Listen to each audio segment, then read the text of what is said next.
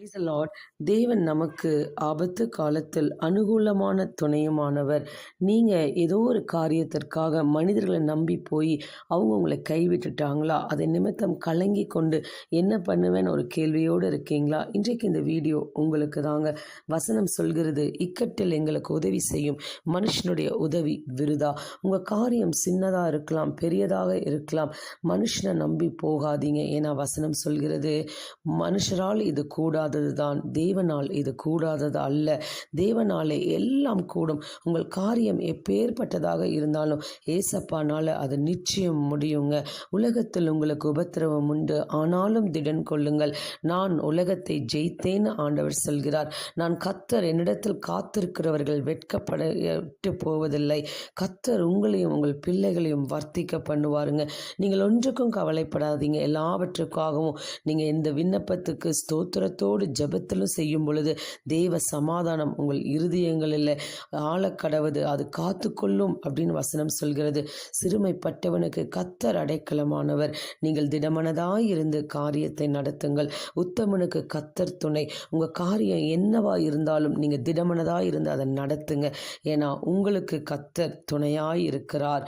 என் தேவன் தம்முடைய ஐஸ்வர்யத்தின்படி உங்கள் குறைவுகளை எல்லாம் கிறிஸ்து இயேசுவுக்குள் மகிமையிலே நிறைவாக்குவார். பரலோகத்தில் இருக்கிற உங்கள் பிதா தம்மிடத்தில் வேண்டிக் கொள்கிறவர்களுக்கு நன்மையானதை கொடுப்பது அதிக நிச்சயம் அல்லவா?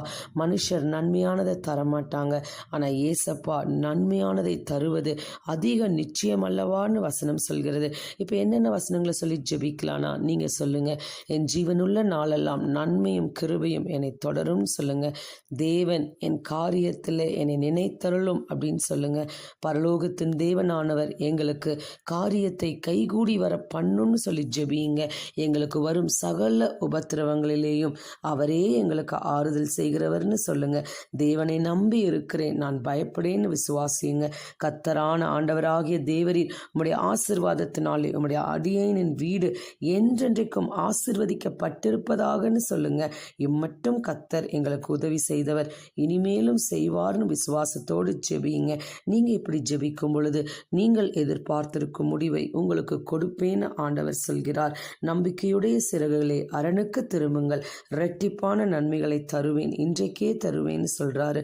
கர்த்தரை நம்பி இருக்கிறவனோ உயர்ந்த அடைக்கலத்தில் வைக்கப்படுவான். மகிழ்ந்து களிக்கூறு, கர்த்தர் பெரிய காரியங்களை செய்வார். உங்கள் இருதயம் கலங்காதிருப்பதாக அப்படின்னு ஆண்டவர் சொல்கிறார். விடிய கால வெளுப்பை போல உன் வெளிச்சம் எழும்பி உன் சுக வாழ்வு சீக்கிரத்தில் துளிர்க்கும்னு ஆண்டவர் சொல்கிறார். இனி சூரியன் அஸ்திமிப்பதில்லை, சந்திரன் மறைவதும் இல்லை. கர்த்தரே உனக்கு வெளிச்சமாய் இருப்பார். உன் துக்க நாட்கள் முடிந்து போகும். நீ அவர்களுக்கு பயப்பட வேண்டாம். உன்னை காக்கும்படி நான் உன்னுடனே இருக்கிறேன்னு ஆண்டவர் சொல்கிறார். உன்னோடு கூட இருந்து நான் செய்யும் காரியம் பயங்கரமாய் இருக்கும்னு ஆண்டவர் சொல்கிறார். இப்போ கண்களை மூடி ஒரு நிமிடம் ஜெபிக்கலாம். ஆண்டவரே, இந்த வீடியோவை பார்த்து கேட்டுட்டு இருக்கிற பிள்ளைகளுக்காக நான் ஜெபிக்கிறேன் சுவாமி.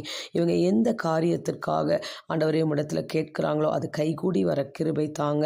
இவங்களுடைய துக்க நாட்கள் முடிந்து போகட்டும். நீங்கள் இவங்களோடு கூட இருந்து செய்யும் காரியம் பயங்கரமாக இருக்கணும் ராஜா. ஆண்டவரே, இவங்க அந்த காரியத்தை குறித்து பயப்படாத படிக்கு நீங்கள் இவங்களை காத்து கொண்டு ஆண்டவரே இவங்க துக்க நாட்கள் முடிந்து போக கிருபை தாங்க. சீக்கிரத்தில் இவங்க சுகவாழ்வு துளிர்க்க தேவன் கிருபை தாங்க. அனுகூலமான கர்த்தர் இவங்களுக்கு துணையாயிருங்க. இரட்சகரும் மீட்பருமா இருக்கிற இயேசுவின் நாமத்தில் ஜெபிக்கிறேன், ஆமீன். இன்றைக்கு நான் உங்களுக்கு சொல்கிறேன், ஏசப்பா உங்களோடு கூட இருந்து செய்யும் காரியம் பயங்கரமாய் இருக்கும். God bless you.